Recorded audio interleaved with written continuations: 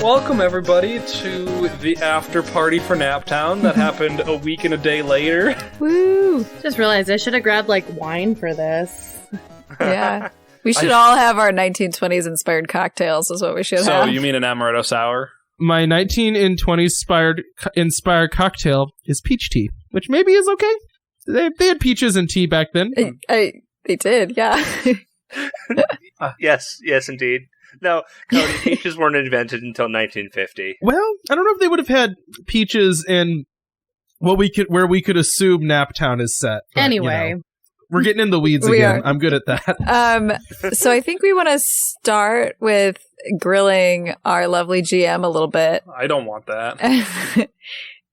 Because while we were going through Naptown, we had a lot of fun trying to guess who of the NPCs who is a rift of who. So basically, I would like to be indulged with who's a rift of who, and if you have a favorite NPC / rift combination, who that is. Okay, rapid fire. Let's see. Lennox Willis and Victor Reed were Dr. Frankenstein and the Monster. Right, that was from Arc 1. Arc 2 had Gideon, who was Ares. Lillian was Sleeping Beauty, and Martha was Maleficent. Interesting. Okay. Yeah, I definitely did not guess that. That's why her fire was green and why she was very protective of Lillian. Okay. Is some of it. Yeah, I like it. And there was a reason, everything was rose flavor. It was called the Rose Martini because it was Briar Rose and stuff. Mm-hmm. Arc 3, we had Evangeline, who was the Rift of a Maiden, which is generic, but that's what her name is in the fairy tale. And Rumpelstiltskin was right. Felix. I think those were the only rifts in that one. And then Dang, so all we had to do was say his name 3 times and we would have won. That would have worked, but you didn't know that. Felix. Felix Ortman. We win! Well, hopefully if he's playing it smart, he wouldn't have ever used his real name. That's true. That's the trick. It's entirely possible that was not his real name. Whatever, the old man in Arc 4 was Odin, which I feel was kind of obvious. And then everyone else was Berserkers or Valkyrie. They were non-specific. Right, yeah. Arc 4, or the last arc, Lucia was the Rift of the 7 Ravens, or the 7 Brothers, depending on how you look at the fairy tale. And what's the story with that one? It's basically these brothers are accused of hurting their sister. Not in a terrible way, just that they bumped her and their father curses them and they turn into ravens. Wow, okay. Is that a Grimm one? Yes. Okay. And then the Muellers were the Brothers Grimm. Hence there being 2 of them. That's why there needed to be 2 of them. Oh, that makes sense. And that's why they were creating rifts, is because they were, they were making stories. Okay. Oh, I really like that. That's pretty cool. I like that. Other random NPCs, Sylvia was the Rift of Radagast, who is a Norse or Slavic god, I can't remember which, of hospitality. Makes sense. No, Radagast is an angel / wizard in Lord of the Rings. Come on. He just stole names from everything. I know. Yes, I'm being facetious. That's funny because I thought it was... I just do Greek mythology all the time, so I thought it was Hestia. Similar idea. Oh, yeah. But I was trying to get diversity and not just have everything be Greek, because we had Gideon, who was kind of a big role. This reminds me of a comic I saw talking about creating alcohol. I saw a webcomic recently, a little couple panel comic, where it shows Jesus, talking with Professor Xavier. And Professor Xavier says, well, turning water into wine is pretty useful at a party, but I don't see that's any good in a fight. And then Jesus looks down at the dead guard next to him and says, humans are 60% water. Dark. Right. Let's see who else we have. Ewan was the Rift of Galahad. Yes. I looked that one up last week. Yeah, Galahad. Runa was just vaguely Tanner's conscience. She never was like, I eventually found like a Norse goddess who was like kind of like about like morality, but she sprung from Cody's head, and she was never just like, I never like, this is exactly who she is, which I know everyone She more evolved than was created. Right. Yeah. So she just kind of like was given a thing after like she had it, and it's like I gave her vague powers of like being a lie detector because that seemed like something your moral compass should be good at. Mm-hmm. So Yeah. was Runa originally a real person who had died and then became a ghost? Like, I'm just kind of curious, where did Runa come from? So the story behind Runa, like, Runa's story is more interesting if you don't know the story, but it's basically she was a child, like, long ago who got turned into, like, a rift and then became an avatar. So basically she just didn't age for, like, 150 years and kept being people's consciences until Tanner showed up and then got, like, de-avatared by, what's this, Odin? Yeah. Okay, so, like, that was the... Because I always assumed she was dead and was a ghost. No, Idris is just a ghost. He's a rift of just a ghost. He was just a ghost, that's why you'd always just, like, kind of, like, spookily appear. Am I missing anyone? I think that's everyone. I think that is everybody. I like the idea of being a rift of a ghost. That makes me happy. I'm glad, thanks. It just feels like double layers, I think. Well, I tried to have some things just be like kind of generic, not like everyone had like this like grand arcing narrative. Yeah. And I liked the idea of the guy who's leading a secret organization being a ghost, you know? Mm-hmm. That's appropriate.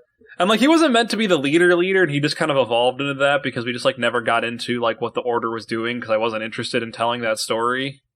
Right. Mm-hmm. Is there a mythological or fairy tale figure that you would have loved to include as an NPC, but you didn't get a chance to? I mean, any of them. I would have... like, I didn't do anything with Egyptian mythology, which I really love, but it's also kind of bonkers. Mm-hmm. And there was something else I thought of today that I'm like, oh, I would have loved to do just like a whole thing set in this, like just one set, you know? It might have just been Egypt. Egypt, like, I kind of miss, like, I love having Ra and things because, like, fire powers is, like, the thing that I always want. Mm-hmm. And when we did our last City of Mist, I was Anubis, so. Mm-hmm. But I thought, like, if we ever did, like, City of Mist again, I think it would be fun just to, like, have, like, it just be, like, one pantheon that everyone's from, and you're just, like, dealing with only that pantheon exclusively. So everything is on double levels of, like, what your... Yeah, like, everything... how your rift reacts with other rifts and like how your character reacts with other characters. Right, because like this is like fun because we had some of that play, and like especially for your guys' arcs, I tried to give you guys, for those that were really into their rifts, I tried to give that double play back and forth. Mm-hmm. You know, like especially with Mandy's. Mandy had like Ares. I had a good idea of where we wanted to go with that, so. And then Ewan, I had like was meant to be your antithesis in a lot of ways.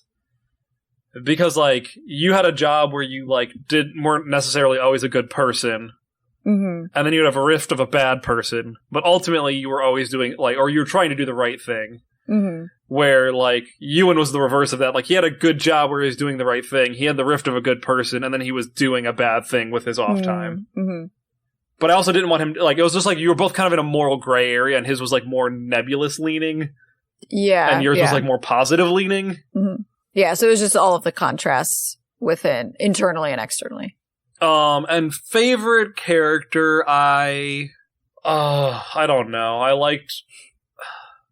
I think my favorite person who was not, like, an NPC just for you guys to interact with, like, I mean, that's everyone, but I mean, like, wasn't created just for your character to interact with, like Runa or Ewan. I think my favorite was Lennox Willis. Oh, yeah. Like, I liked having, like, an excitable, frightened dude. Yeah. Where, like, he was, like, frightened, and then he was just kind of like, no, that was just his personality. And he's when he's jumpy, yeah. Like, he's always jumpy, or just, like, he cannot speak fast enough. Mm-hmm. He has just so many thoughts in his head, and he wants to tell you all of them constantly, which I had fun playing him. I know you guys got annoyed with him immediately and hated him. I didn't hate him, it's just Tanner never trusted him. I did, like, I liked playing Ewan, and Runa's a darling and gem, you know? I think I liked playing Ewan a little bit better because he was just, like, more casual.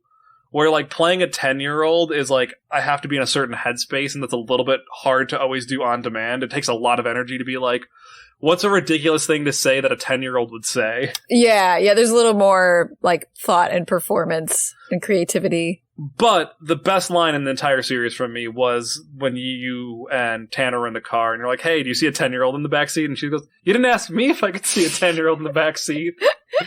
This is a pretty good line. That is the most creative I've ever been. And that was like my one line for the series. Right, you've peaked in life and now you have only... Like, it was at that point where I'm like, oh, I've nailed Runa's character and we should just stop the series. Right, yeah. Quit while we're ahead. I do just enjoy Caitlin being casually brutal to you. It's really fun. I made one good joke. You've peaked in life. It's all downhill from here. All right. Hey. Dang. No. No, I've made a lot of good jokes. Every time I add SP to a word, it's an amazing joke. Top tier there. Look, there's going to be a whole section for that in my breakdown of Outlaws Wanted. Called Jokes That I Want to Kill. Right. Top 5 worst spagic jokes. Yeah. But that is for a different episode. Yeah. I know it's for a different episode. I do want to call out Vinny for always like going I won't about it and then making a spagic joke in the one shot. I'm just saying. All right, what's my next question? Or maybe you guys could answer something. Yeah, what do you got? Hit us. What questions do you guys want to answer? That's not how questions work, bud. There's a whole list. There's a whole list. I don't know, like... No, I'm saying I don't know as a lead-in. I was instead of, Sorry. How, like we kind of know, like, what risks, like, each of you guys were inspired by, but I'm curious, like, what inspired, like, your character arcs that you wanted to explore? You know, Caitlin, why did you pick a lawyer or Morgan Le Fay, you know? Or anyone else? I'm going to let other people speak first because I've been talking a lot. I can jump on that. Yeah, first. I feel like you were going to have the most immediate answer to that, Mandy. Yeah, so, I knew when we decided to do City of Mist, I knew that I always stick with the Greek pantheon, and I really wanted to do Aphrodite because I originally was thinking about doing okay. So my original thought for her was, you know, in Smash Bros, how Peach, like, fights with a frying pan and an umbrella?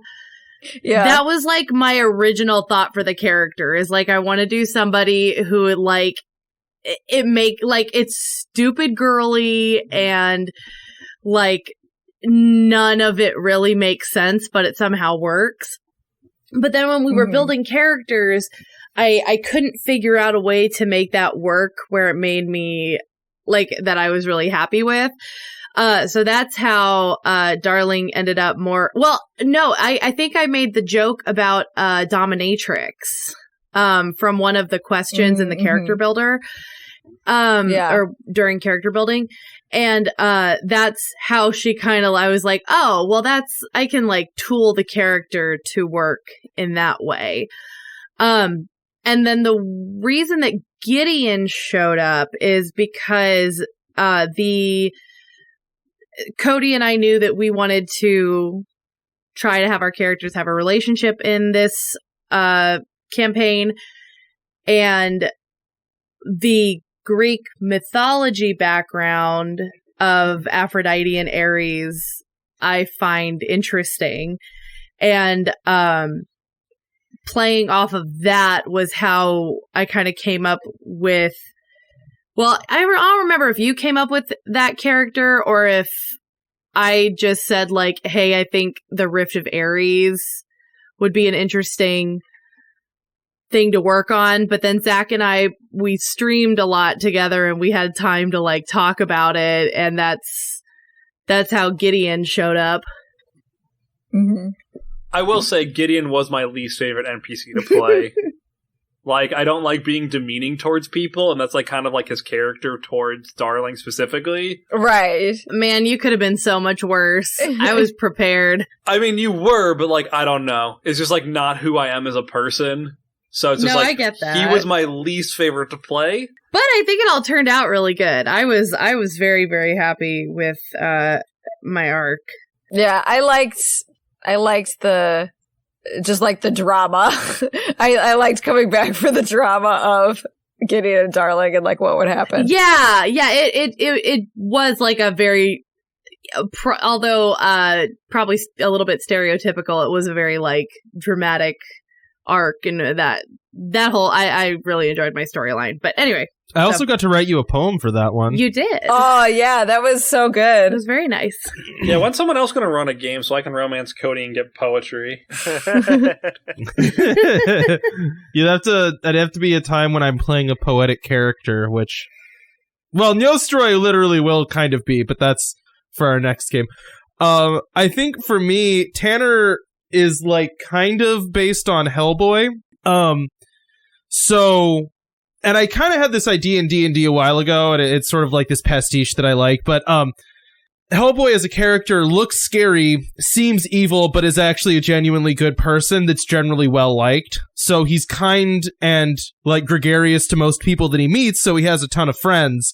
So I like the idea of playing this like grumpy detective that seems frightening and is violent and dangerous, but also generally is a nice person who wants to be friends with everybody. Because I think, like, usually, you know, you're like grumpy old detectives, like, hate everybody and they're mean all the time. And it's like, that's really not what Tanner was supposed to be, a nice guy. It's just then things would go wrong and he, like, had a little bit of a hair trigger. So, like, it was an extreme It's kind of like thing. Lucy in some ways, where it's just like, he wants to be a nice person, but he's really good at killing. Yeah. Well, and then, like, he's also not opposed to it. Like, he, you know, I think I told you this, Zach, when we were talking one time. It's like, he is not a pacifist. Like, he believes some people need to be hurt, and is willing to. So, but generally, when he's dealing with people, that's not his goal. He wants to do the right thing. But and he's always got a cup of coffee. Yeah, but loosely he's based on Hellboy because, like, you know, Hellboy would walk into this thing where there's, like, monsters and demons, and he would totally fight them if he had to, but first he'd be like, hey, you just want to leave? Like, you can just go. Like, we don't have to fight. You can leave. I'll leave. We all go home happy. And then the other half of that is there's a frame in Hellboy that I always, like, stuck in my mind as, like, my favorite description of Hellboy as a character, which is I spend a shocking amount of time falling supernaturally long distances, and it's like him falling through like a hole in the ground into like a pit. I think after I he's been know that stabbed. scene. I think I know that scene, and it's a really good scene. Like, yeah, because it's like this kind of like grumpy acceptance of, gosh, do I get hurt a lot? So I knew that I wanted it to be a character that had been hurt, and just like that was he was like prone to getting injured. That was going to be part of the rift, and so then I had to work back from there. And I found Tyr as a god that had been like lost a limb, which is like why like there's that connection between those two characters. And so then kind of the rest of the character was built from that. I knew I wanted him to be generally friendly, prone to getting hurt, and like willing to be violent, and Tyr fit that actually pretty well. Yeah. The thing that I liked was the divination stuff that I actually ended up using a ton. Because hypnotizing eyes. Yeah, well, Tyr's like a really vaguely written like Norse god because he just isn't a super popular one. Like, really, the only thing about him is he doesn't like dogs because he got his hand bit off by Fenrir. He also took care of Fenrir for a long time. Right. But you know what I mean? It's like there just isn't a lot there. So yeah, it meant I could write a lot into the character because he's like, I think, the god of justice. So, you know, there's just like opens it up pretty wide for what we do with them. But yeah, mostly it's just I think I'm always just trying to be Hellboy in everything that I'm in. I just want to be Hellboy. Is that an option? Well, then why are you being the girl in your next one with your fire powers? Huh? I don't remember her name. It's there's the woman who can use fire in Hellboy. Oh. Well, decidedly there's a pretty significant personality difference, but you know. But if you'll notice, Nostroy also someone who seems frightening, but also generally kind to people. You'll learn who Nostroy is later. Yeah. I think I just wanted to branch out into a magic user, and I was trying to think of a cool female magic user. Why'd you pick a lawyer? That's what I want to know. Oh, for Oh, also, like, I don't know if I would say that your brother was a rift, but he was obviously Arthur for like reasons. Yeah, so like a lot of the Rift's connections came out in my character's mundane life, like some of the family dynamic things, and and his wife was Gwen for Guinevere. Right, and so Morgana is, I believe it ends up being against Arthur, but doesn't start that way. Correct. And so I was playing with like the tension of being paired with somebody or on the same side and being like constantly looked over. And Morgana's thing is like ambition and getting to power and like be like showcase what she can really do. And so that's kind of, I took a lot of Rift inspiration for her mundane life. And I think the lawyer thing was just a job for a rich family that wasn't like altruistic. You know what I mean? Yeah. No, that makes sense. Caitlin really dunking hard on the legal profession. Sorry to all of our lawyer listeners. Well, also you specifically picked... I actually think we have one. We might have an attorney. So sorry. Well, you specifically picked like a law firm that wasn't just like being like defendants and like help. Like it was like you could buy your services. Like right. It was, they weren't fighting for civil rights. You know what I mean? Yeah, you know, the typical kind. No, they weren't like fighting for civil rights. You keep getting louder. No, it's fine. Do you want to dunk on like doctors too? You know? I mean, we kind of did with that with Ewan. Yeah, I mean, well, but it did lead to like an interesting dynamic where on one side, Faye is a lawyer, and despite the type of clients that her firm might have taken, like lawyers are expected to uphold the law, right? That's kind of like whatever. You know what I'm trying to say. But then she has this second life where she's actively vigilante. Right. And like a half of her life that puts morality to the side to some extent. Like that's when she's arguing a case, like that's not really in question. And in the other half of her life, it is really a question. So it was dealing with the tension between those two lives. It was about balancing lives, but I think that was pretty unsubtle. I mean, I don't think I tried to make anything super subtle other than who the riffs were. So yeah. I will also say, I don't know if this was on recording that we talked about it last time, but Cameron's and Sons comes from your Faye's grandfather. Your dad wasn't just a dick who named it Cameron's and Sons. No, we did talk about it because I brought it up.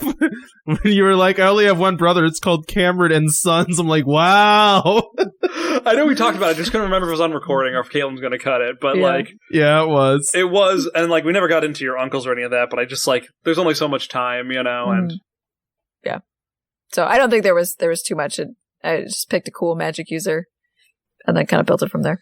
Yeah, and for Seamus, obviously, I don't know how much it really came out in the course of the game, but his rift was Finn McCool, Irish folk hero, like mythological hunter, and so it's pretty obvious when you have like Seamus had the dog tags of knowledge. That's directly ported from the salmon of knowledge, right. Where in the myth. Finn McCool was cooking a salmon for his master, and his master was going to eat this salmon to gain like the wisdom of the world or whatever. And he warns Finn, don't eat any of it because it's for me, kind of thing. And while he's cooking it, he burns himself. He burns his thumb and like sucks his thumb to get it better. But it turns out that the oil that he got on his thumb from burning him, that's where all the knowledge ended up. So when he sucked his thumb, he gained all that knowledge instead. So that was kind of where that part of it came from. I tried to incorporate the like hunter warrior part of it into Seamus's backstory as being a former military man. Outside of that, I'm not really sure. I don't know what. Yeah, I mean, like City of Mist is designed to be like you can lean into Rift stuff as much as you want, but you don't have to like go all in and like totally embody them. You can kind of pick and choose like how much your other life reflects that. Right. And when Seamus lost his that heirloom weapon that he had in the second to last arc, I replaced it with that shield that I used a handful of times, but I don't like that didn't really have any specific mythological connection to Finn McCool. That was almost more from Seamus's mindset, where it's like, my friends are constantly getting hurt while we're doing these things. I need to be able to protect my friends, and so that's kind of where that yeah. So it was more organic evolution. Yeah. Of the character, not directed by your rift. Yeah, exactly. Yeah, it was like, because he had this weapon, and going guns a-blazing all the time wasn't working, and people were getting hurt. So maybe try more defensive style. All right, what's your next question for me, Caitlin? Grill me more. So I think this is another favorite that I always have, or that I always want to know, like after we do arcs and stuff, is where did we as a party go that you least expected us to? Like, where did we diverge from? Arc 1, that stupid chemical smell. I want to huff every chemical in this room. Well, that's bad. Because I got so in the weeds with that, I'm still upset.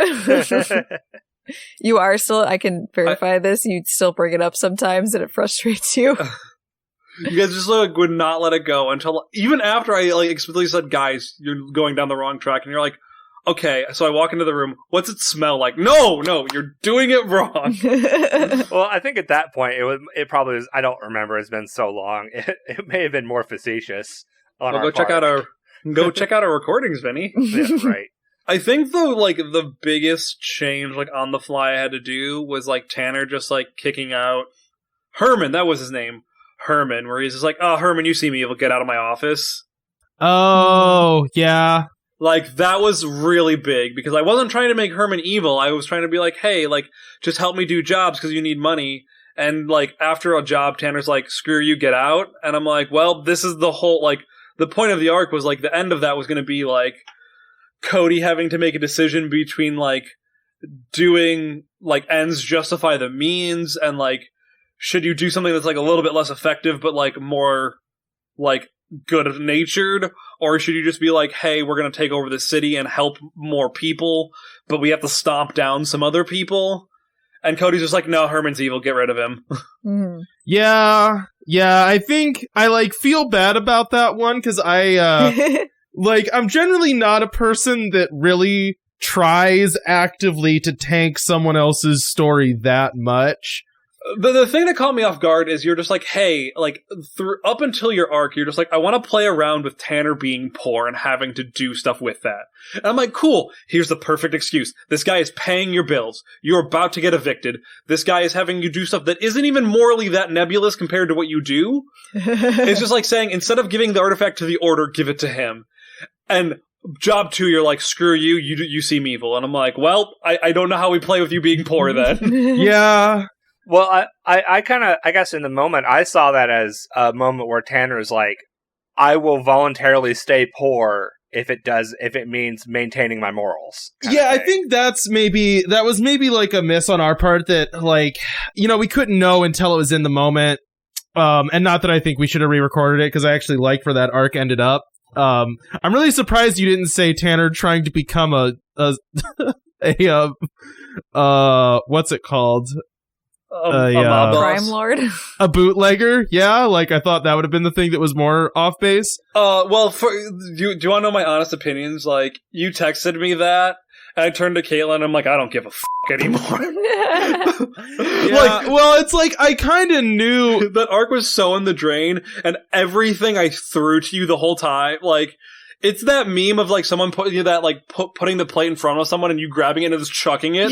And that was that entire arc. It was like 4 or 5 times. Like the other thing in that arc that was like where I wasn't expecting, I'm like, oh, like Tanner has these contacts at the police and like he like was on the outs with them because they weren't doing enough. And then I was having them extend an olive branch to bring him back in and like do more at the police. And Tanner's just like, nope. Well, so this is where I think it's like I'm not gonna like accept full blame for it, because I do think it was mostly miscommunication, because like in my mind, like as the player in like those 2 moments, right? What's his name? Not Odin. Herman. Herman, like just such like to me as a player, so immediately gave like I am the devil vibes. Like he might as well have been twisting a mustache and like drinking red wine and like monologuing and like foaming at the mouth, because he was just like, this guy has bad news written all over him. You know what I mean? Cody went from being a pretty good player through like up until his arc, and then he just like wanted to burn everything to the ground. I didn't mean to. You know, that's what I mean. It's like I didn't mean to, and it was like I think part of that was just like I don't know. It was me misunderstanding the situation, but I also think it was the way Herman was presented. I think just kind of like he was giving off bad vibes. You know what I mean? And then the thing with the police, I think that was just an issue of like language, and we talked about this later, because like basically the instance you're talking about is someone came up to Tanner and said like, oh, you're under arrest, and we were like in the middle of a job, and Tanner was like, well, not right now, I'm not, like there's about to be a fight and I'm kind of the heavy hitter of the group, you know, like right. Well, and that's like the hardest part with these games is like figuring out like the balance of consequences or like for your actions. It's like, well, what is meant as a joke and what like should actually have repercussions, you know? It's like, yeah, and it's like sometimes it's like hard to know like where the bit ends and the seriousness begins. Well, and I think in my mind, like, and again, this was just a misunderstanding. Like for me, that was not a bit. That wasn't a joke. Like. That wasn't a bit, but like the reason they came for you was because like you're like, hey, I had to murder some people in an alleyway and stuck it in someone's mailbox. Well, after you robbed them. Yes, like, well, you said on the thing like you murdered people on the note, and I'm like, well, like these people were gonna have you arrested for robbery. But then you like confess to murder, right? Like there's like levels of stuff. You know what I mean? I think it was just like a misunderstanding of what I was supposed to do, because at that point I legitimately had no idea what to do with the fact that like I just like basically gotten caught committing a crime, and it's like I guess try to give it back and see what happens. Like whatever. Right. Well, with that scene in particular, like well, basically what was going to happen is you were going to get arrested. The group was going to find out what you guys found out anyway. And then you'd have time to, like, talk with Faye about things and reestablish connections. And then I brought Faye back in, and you're like, so that didn't happen. So I brought Faye back in during your, like, car chase, and she saw what happened and was going to approach you, and you're like, I don't want to talk to Faye. Not Faye, Day. Yeah, yeah. And I think this, again, was just, like, it was, like, a misstep on my understanding of what was going to happen. Because, like, you know, again, like, in my mind, it was like, so I did one job for this guy, it was illegal, and I got caught. And then he was sinister. And I was like, okay, I'm done with you, right? And then it's like, we're in the middle of a job where I thought there was going to be a fight. A guy comes up and says, we're arresting you. Like, not right now, you're not. Maybe later, but not now. You know? And then, don't like... have time for this, yeah. I was at that point like, okay, so like Tanner's on the run from the police. And you're like, well, but you need to talk today. And I'm like, I didn't know I was supposed to talk today. I didn't get that. I didn't know. But it was just like, I think it was just like a misstep. But the kind of end result of that was I actually kind of liked what happened for Tanner better. So I'm happy with it, you know? Well, I'm glad. Like, but like, yeah, like, but by the time you're like, can I have the gang? And I'm like, I don't care anymore. Yeah, it's just hard. It's hard as a GM to predict a reaction always. Yeah. Because you're not in the player's headset of like the information that they're getting and right. It's also how that's going to hit them. And so you just have to roll with that reaction, even if it's like way different than how you were thinking. Well, it's also like difficult because I'd lost my train of thought. Oh, it's just gone. It's just really gone. Oh no, it's like difficult because it's like also like I don't know how much I should tell you beforehand. Be like, hey, this is a plot. Because I'm like, part of it's like I want like Tanner to have a real reaction and not just like us scripting out everything. And right, you don't want to script a reaction, so it's just hard in the moment to not panic because of what you have on a piece of paper. I will say, like, the last arc I think did really well because we were doing our chunks because, like, of babies not sleeping well yet. And I'm like, oh, like, I didn't need to plan a ton because, like, I can figure it out in the moment in an hour. And then it's like, if anything takes, like, a hard left, like it did several times in the last arc, and I'm like, well, we're done in 5 minutes, and then I can figure out where we're going. Oh, what took a left in the last arc? Like, how you guys were, like, searching for stuff, like, was, like, a little bit, like, going to the warehouse and stuff. Oh, gotcha. Like, I didn't really have, like, a huge plan, but I didn't know what you guys were doing, and they were, like, how your plans were going through. And I think the reason all your plans worked and felt good in the moment for you guys is you guys did your plan, and then you're like, okay, what are we doing next week? And would tell me, and I'm like, okay, so I know what happens either way. Right, yeah. Gives you a second to, like... Which we only record 2 hours at a time, so it's not, like, terrible. But if you guys diverge, in minute 5 of an episode, I now have to scramble for 2 hours instead of 1 hour. Yeah, I know how that feels. Right. Yeah, and I would say that's maybe something that's different about our group than other groups that play RPGs, is that we honestly record in shorter chunks. Like, we're not the type of podcast that's recording for 4 hours and then we break it up into 4 separate chunks. Honestly, I think we're more out of normal because from what I understand, most people either record, or a lot of people just record 1 hour a week or their episode a week and are done. There's 2 camps and we're halfway between them. Yeah, because we were doing 2 episodes a week so we could have a backlog, which then means that, you kind of have to get 2 hours ready for a week. And then, that can sometimes be scary. I remember how that feels. Yeah. It's like, oh boy. Mm-hmm. If stuff diverges, in minute 1, it's like, long time we got. we winged it. But my thoughts were, after doing each arc, the one I felt worst about afterwards was definitely Cody's arc, or Tanner's arc. Just because there was so much that you weren't expecting. And you felt like you were always on your back foot. Well, I felt like at a certain point, with the miscommunication me and Cody were having, I felt like Cody wasn't enjoying it, which... Since then, he's told me he really liked how everything went. But, after finishing it, I'm like, well, Cody hated that, and I feel, terrible. I was definitely confused in the middle. I think I hit a middle point where I'm like, I feel like I've messed up, and I don't precisely know what I did.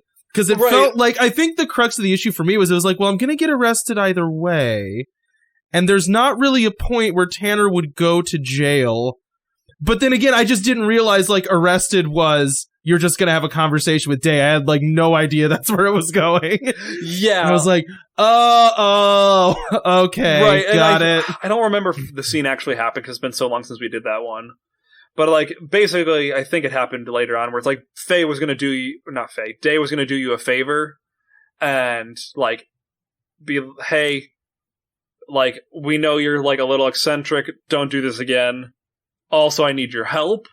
And she was going to be, a main character of that arc.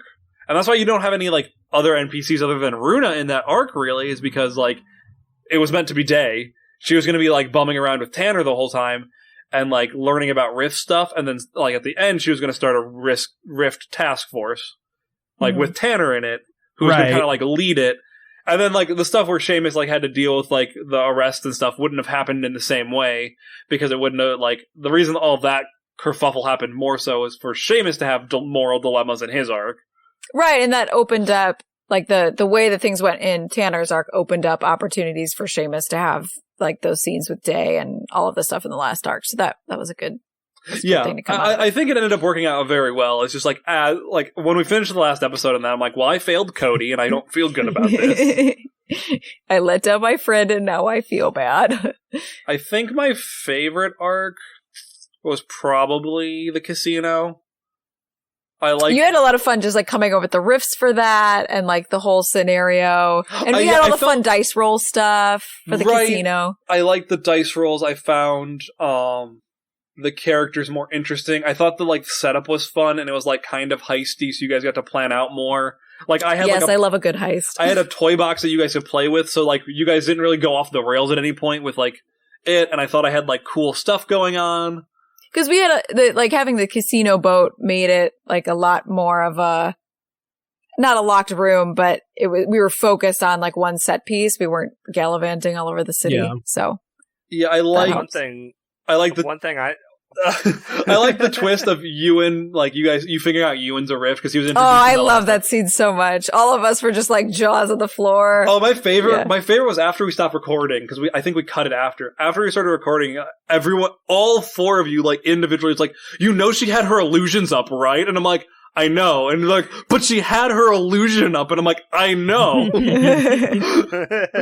That's his rift. He can see the truth of things. Mm-hmm. Truths that are hidden, if you will.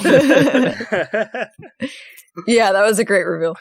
One thing I really liked about that arc was, like, while we did successfully take down Felix Ortman and got the casino under new management, we technically failed our job. Right. We did not successfully retrieve the coin machine. It ended up in the hands of the Muellers, which I thought was an interesting thing, where it's like, we kind of succeeded, but also kind of failed and had to deal with the That's what we call a mixed success. Interesting.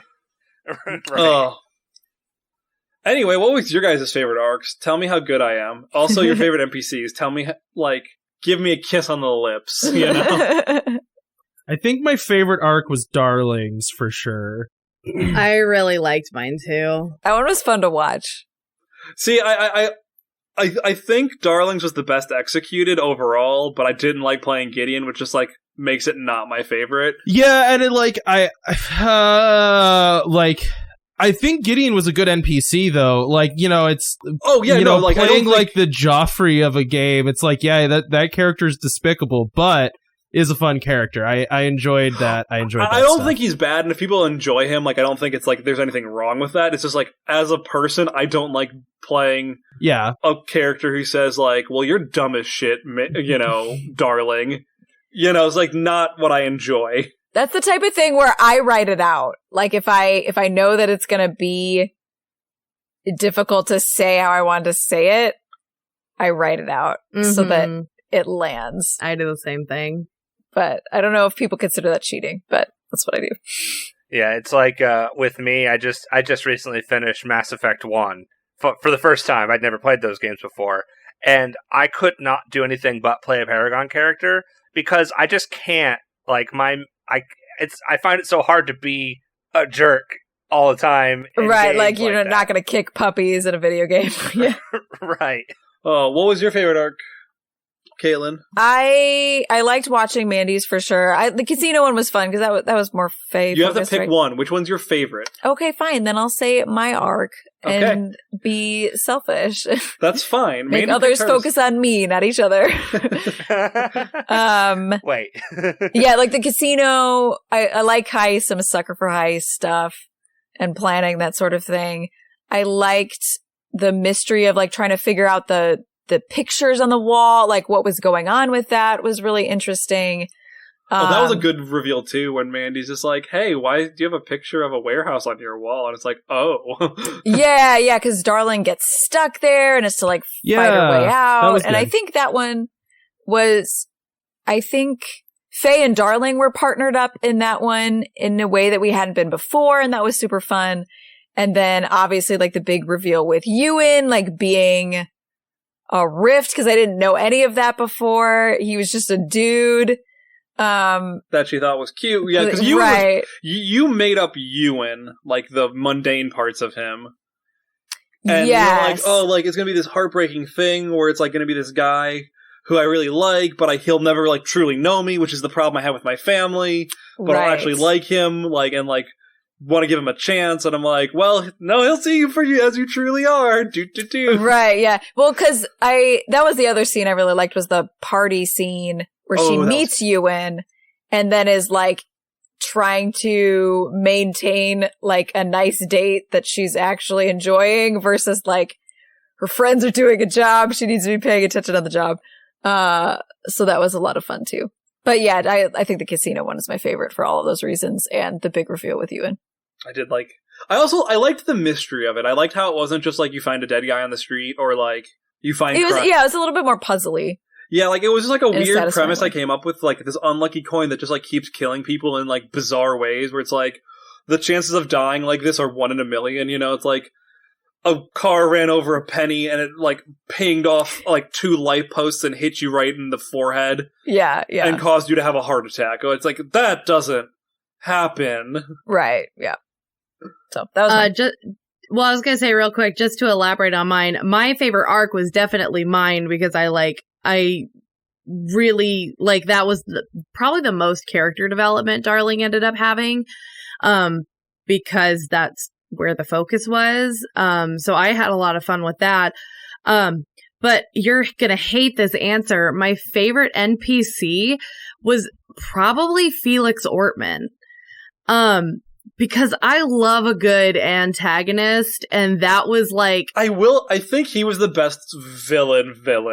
Less than Gideon, because we talked a lot about, like, kind of how that relationship was going to work, like, because we had to figure that out. But, like, I got to go toe-to-toe with Felix a lot, and that was really fun for me. Well, that's the thing, is I don't think of Gideon as a villain. He's an antagonist. Like, Gideon was just a dick. Like, he was not a bad person, as in, like, he's working against the city or trying to promote something terrible. He worked for the Order. He did his job well. He was just a dick to Darling. He was bad in relationships. Right, especially with Darling. Yeah. So, like, I didn't ever consider him, like, a villain. He was just kind of, like, a bad person. Where Felix Ortman, I think I nailed, like, slimy villain. Yeah. No, he was a lot of fun to... Like I said, go toe-to-toe with. I really enjoyed those scenes. So, remind me again, which one was Darling's arc? What was the mission on that one? That was the Rose Martinis with Lillian and Martha. Yeah, because that's what I thought it was. I just wanted to make sure I was remembering correctly. That one is also my favorite arc because it got a lot of great character development for Darling, and then by extension Tanner, but then also had some great character development for Faye as well with bringing in Ewan. I just thought that was very, very good that everyone was incorporated in, and even though the focus was on Darling, it wasn't just Darling, you know? I think we ended up having a lot more scenes in that arc because it was our second one. Yeah, that's true. So, you know, the first one's always going to be super like focused on the plot and us like kind of slowly dipping our toes in the relationships and who these characters are. But like starting with, like, I feel like the second one, you know, I don't want to say you have to nail it, but like, I think we nailed it with the second arc in Naptown because it did feel like the focus was on Darling, but everybody got their scenes in, because we made those scenes happen. Yeah, well, I think the other thing is, like, I think the same thing happened in the casino arc, but I think it felt less different because, like, all the scenes were happening at one location, where in Darling's arc, there was, like, three or four locations that you went to, and then you had some downtime, then the party. And I think we did a lot more, like, going one-on-one with each other, talking about what was happening. Like, I think Faye and Seamus were, like... I want to say we had like a conversation about Gideon. Yes. Yeah, you guys did. Because we had found out something about him. I don't remember what it was, but I remember like... I think it was after you found out he was a Rift, right? Yeah, because you thought, when he first came back, you went to the VA, or not the VA, yes. Yeah. The what's it called? I can't remember the name of it, but you guys went to the military, like... Mm-hmm. retreat, the VFW community center, or whatever. But yeah, y'all ended up having like a whole like scene and stuff there, and going to your parents' house afterwards. There were a lot of scenes. Yeah.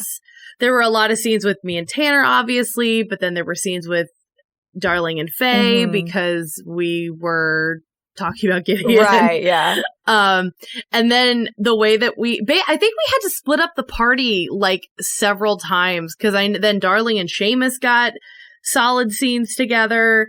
So we were like, it felt really good with how, like I said, I think it was the scenes. I think we got a lot of those in the second arc. I think it was the most unintegrated that like your personal life was out of any of the arcs.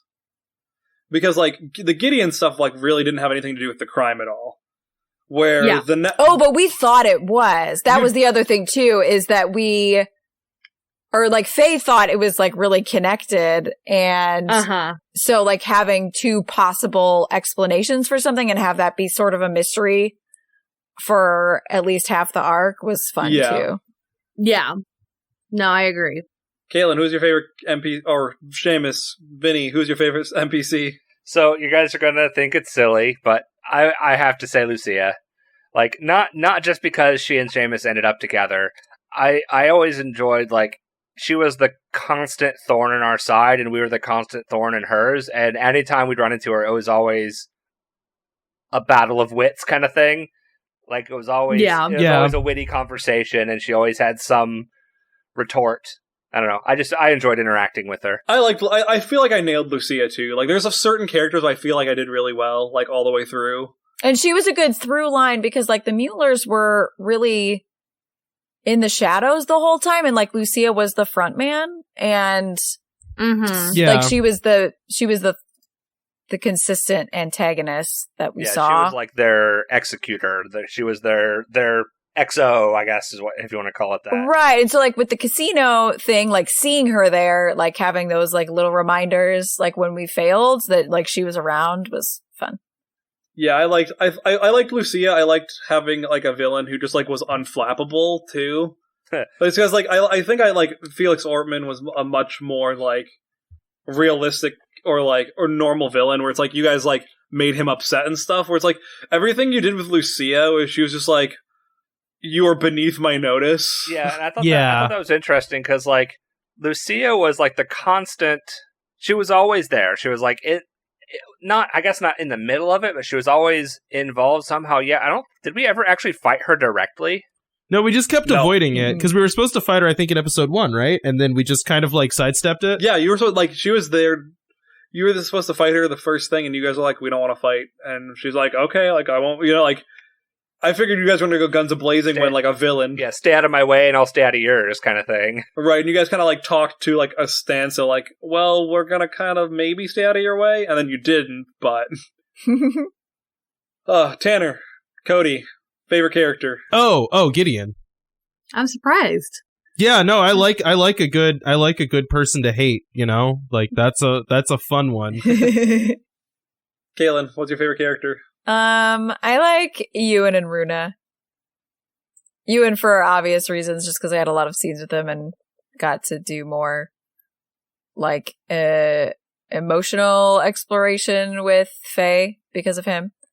And then Runa just, like, because she was adorable and funny. I was thinking about some other lines that I had with her. I'm like, no, I didn't just peek with the 10-year-old line, but look into my eyes. Here's a cup of coffee. Yeah, like I was going to mention that earlier. I think that's my favorite. That's my favorite. Yeah, the look into my eyes. Here's a cup of coffee should be like on merch. Should be on T-shirts. Should be. I should put that on a mug. I should get a travel mug that just says, "Look into my eyes. Here's a cup of coffee." So that's what we need to do. We need to get a portrait of Runa commissioned with that in a speech bubble. Yeah, and I, as like a tidbit of, I don't know, like backstory with the hard-boiled egg thing. Did we talk about this on air? I don't think we did.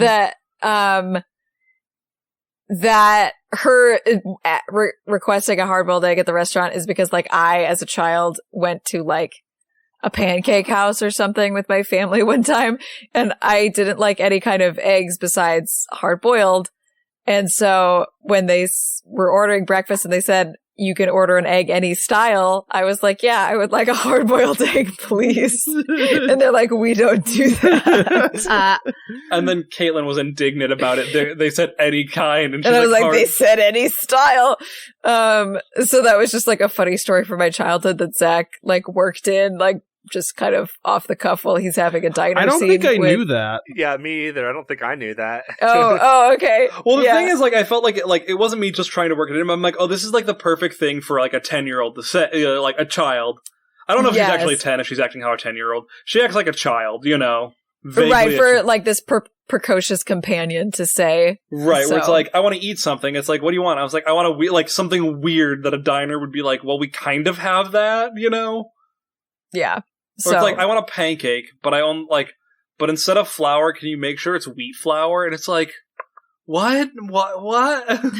Yeah, just like ask for scrambled eggs or dip eggs. There aren't any other kind of eggs. Yeah, it's like basically like you can have any color car as long as it's black.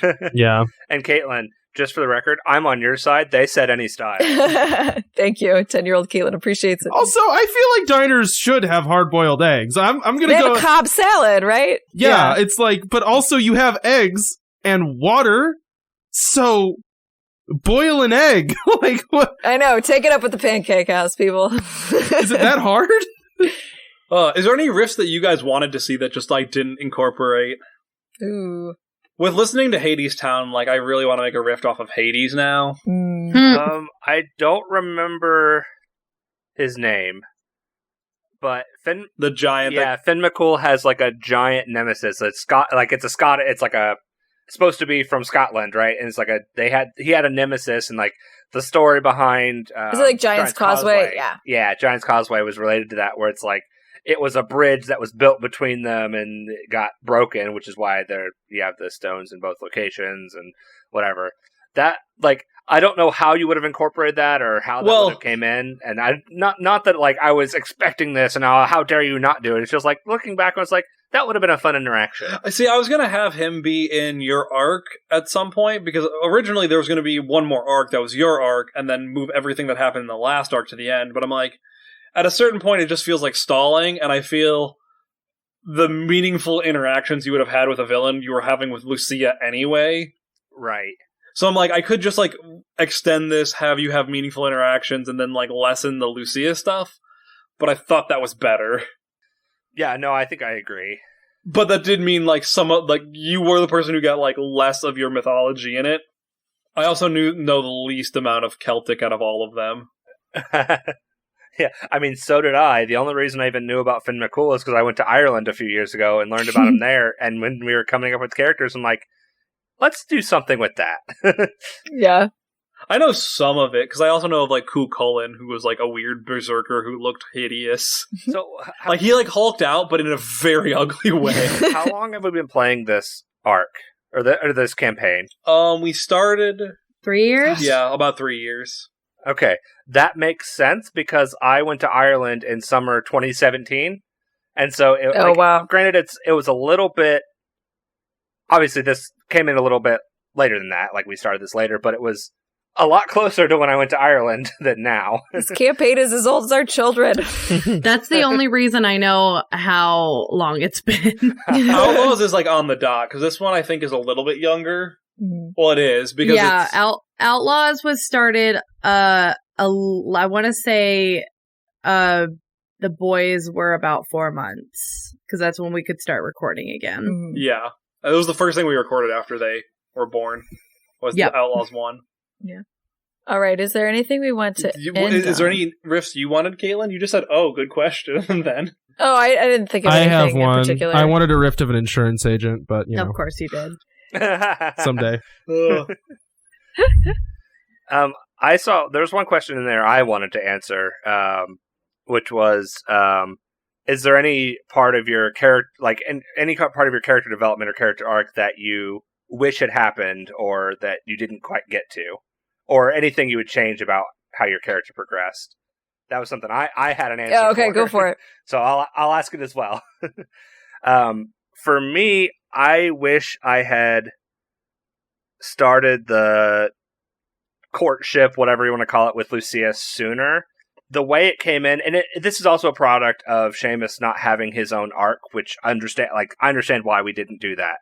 But it ended up feeling rushed. Like, right. All of a sudden, oh, Seamus and Lucia are a thing now. It kind of felt almost shoehorned, but there's no other way to do it if this is the last arc. Well, it was like in the time skip, you know what I mean? Because there's like a time skip and it's like implication of what happened during that time, you know? And your arc was last. Like if you had an arc, if you had the first arc and had gotten together with Lucia, then there would have been time. So, yeah.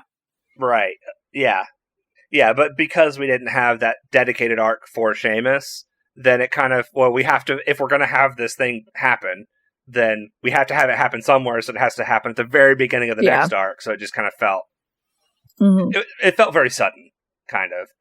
But I'm glad. I'm glad it happened. I thought that was an interesting thing for Seamus. But I just wish it had been a longer developing thing. Yeah. Anybody else? I mean, Tanner ended up someplace drastically different than I thought Tanner was going to end up, but I actually kind of like it, so I'm okay. Like, where did you think Tanner would end up? Well, that's tricky. So, like the rift that I took after getting rid of one of my... So, like, Tanner stopped being a detective and started doing something else, right? So I always knew the idea with Tanner was he's going to stop being a detective because that part of his life was essentially over, right? Like, it was like, it wasn't actually a good fit for him, and what he was doing now wasn't good, like the private detective thing. So then what I went with was like a monster slayer, right?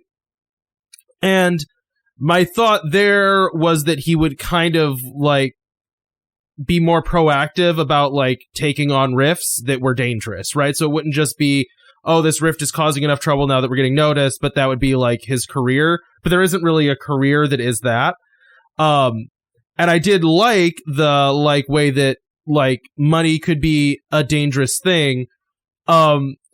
So becoming a criminal was not what I thought, but I actually kind of preferred in the world that Tanner lived in, because it's like there isn't, in Tanner's mind, there wasn't a better option than that. And for him, the beast that he wanted to slay was the Muellers. So it's like, yeah, I'm just going to start stepping on toes. Like, it worked for Tanner because like the progression of his character was getting to the point where he was done like messing around. Yeah. And it gives him agency in a way that other avenues didn't. Right. That's what I think I like. That's actually exactly the right way to put what I liked best about it. Was it felt like Tanner like being proactive and taking control of a situation that he had been only reacting to up to that point. Which I did feel bad. You're like, I want to control a gang. And I'm like, cool. And then they started the next arc. So your gang's dead. Which is why I talked a lot about you with it. But my problem was, I'm like, I don't know how to make this, like, these people a threat when you have a gang that can do anything in the city. I think it ended up being fine. I think that you imagined the thing that, like, I think I was confused about when we talked about that was, like, you're like, you have a gang this size and now it's smaller, and I'm like, I kind of imagined it being that smaller size that you said to begin with, but okay. Yeah. I'm fine with it. You're like, okay, you have a gang, it's 12 people, or you have a gang, and I'm like, okay, so I got like 12 people, and then you're like, you have 60, but I'm killing all but 12 of them. Like, alright, fine. I accept. I think for me, the only thing that I didn't get to explore with Darling, and this is 100% on me, is I think we all did end up taking 3 mythos to the 1 logos. And I originally... I had 2 and 2. You had 2 and 2? Oh, the whole time? I think so, yeah.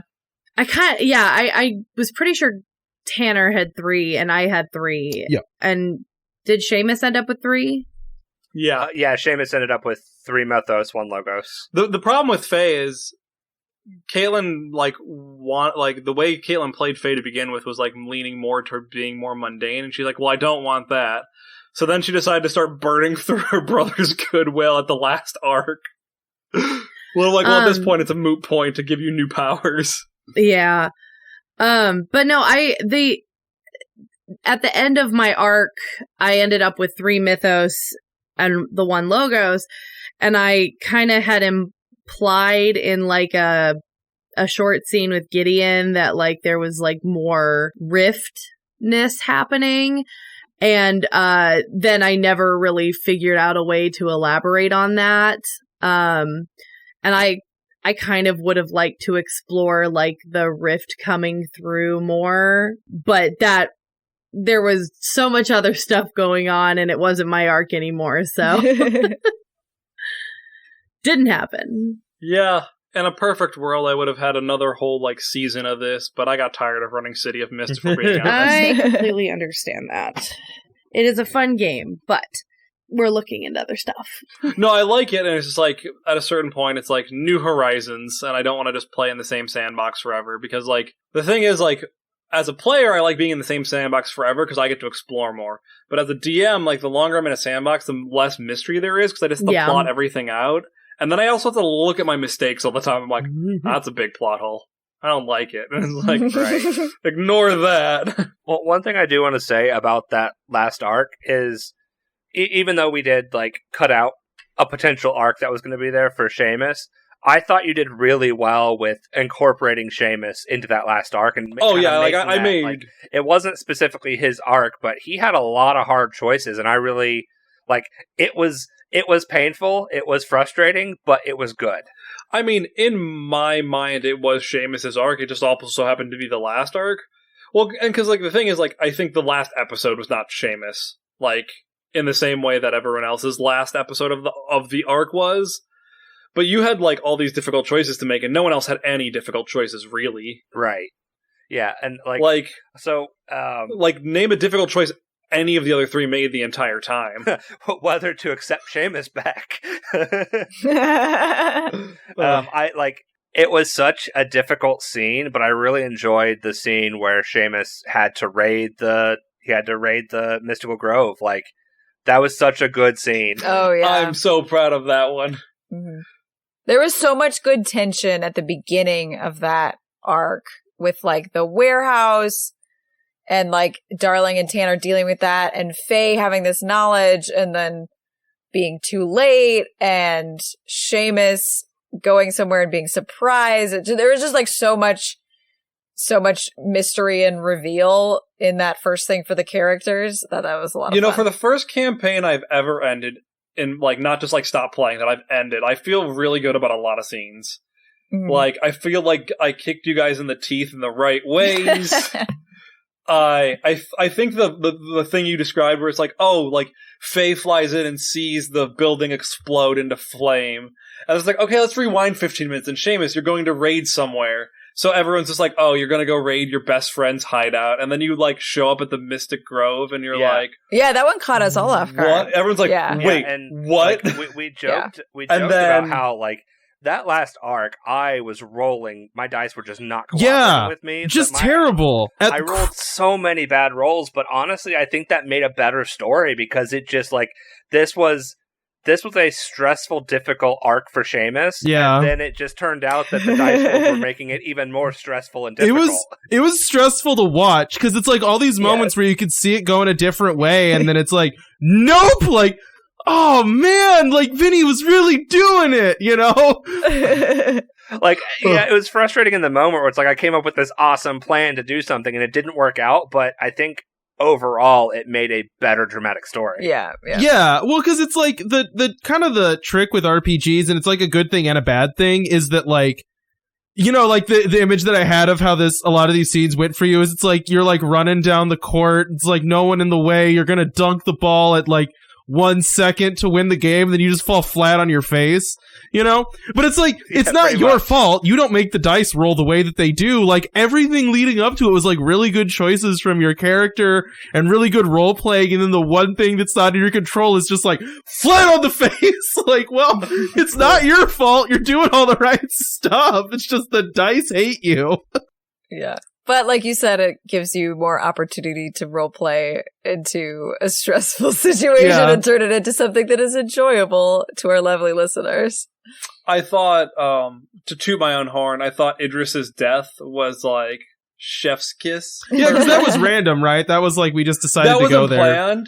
You guys just decided to go there, and I felt like I did a good job of him being like a little antagonistic with you, because like you and Tanner and him were on the outs still. But also like being enough where it's like, oh look, I'm dying, where it's just like, well, we can resurrect you, and it's like, no, I think I'm fine, Well, I guess being the rift of a dead guy would be tiresome after a while. Yeah.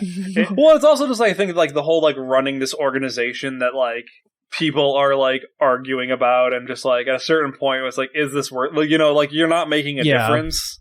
I don't know. I felt his scene felt good. It was kind of the opposite of Mr. Stark, I don't feel so good. It was, Tanner, just let me go.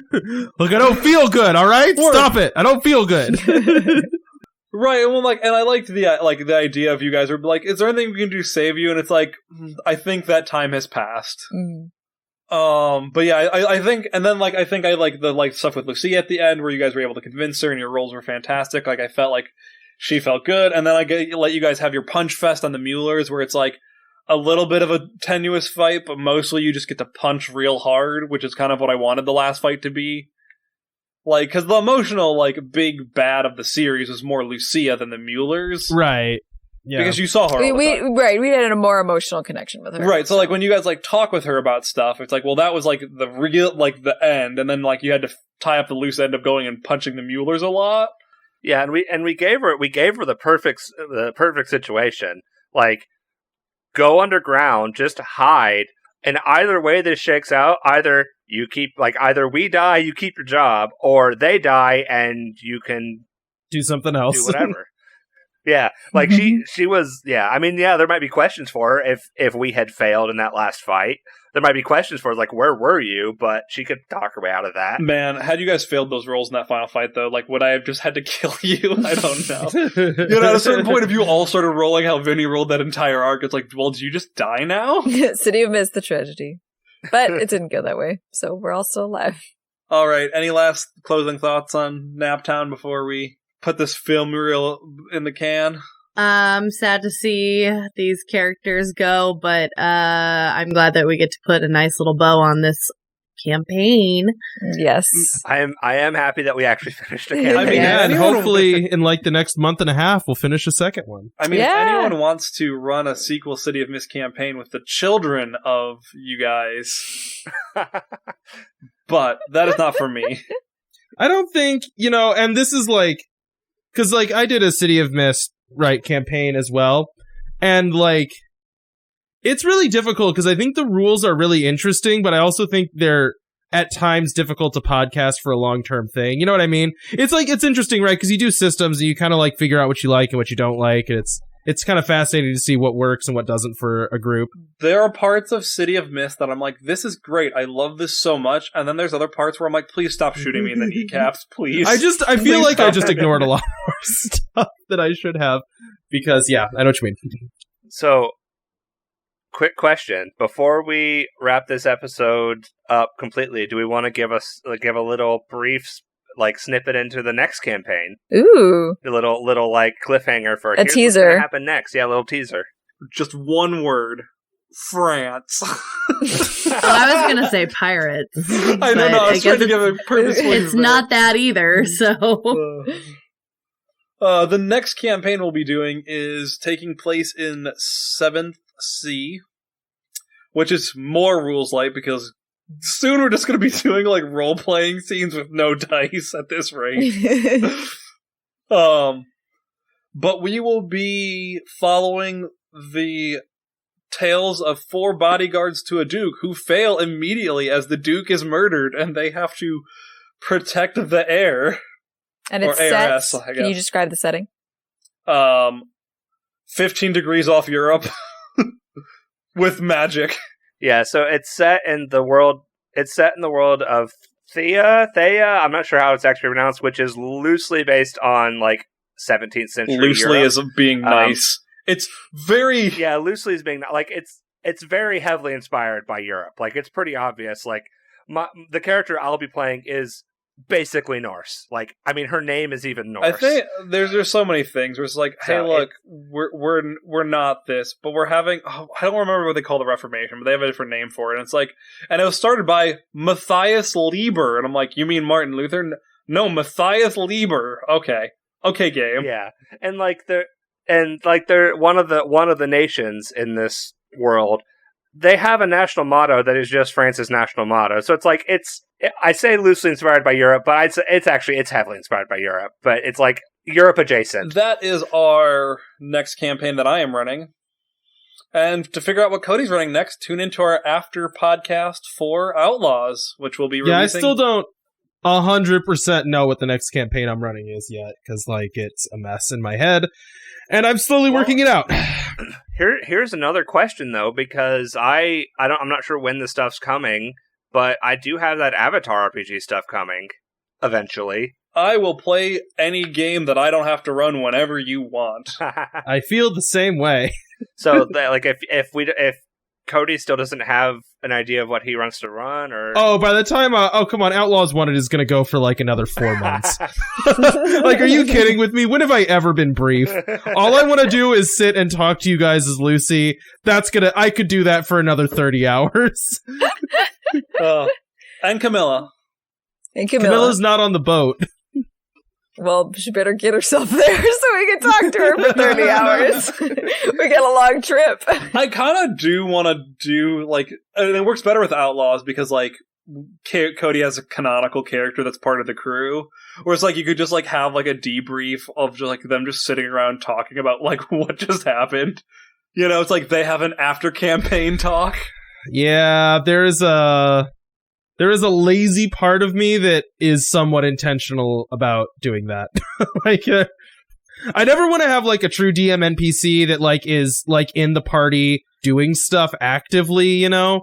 You guys, well, I did, but yeah, it's nice to have a voice to talk into the world through, you know? Well, I have that for the next game, so.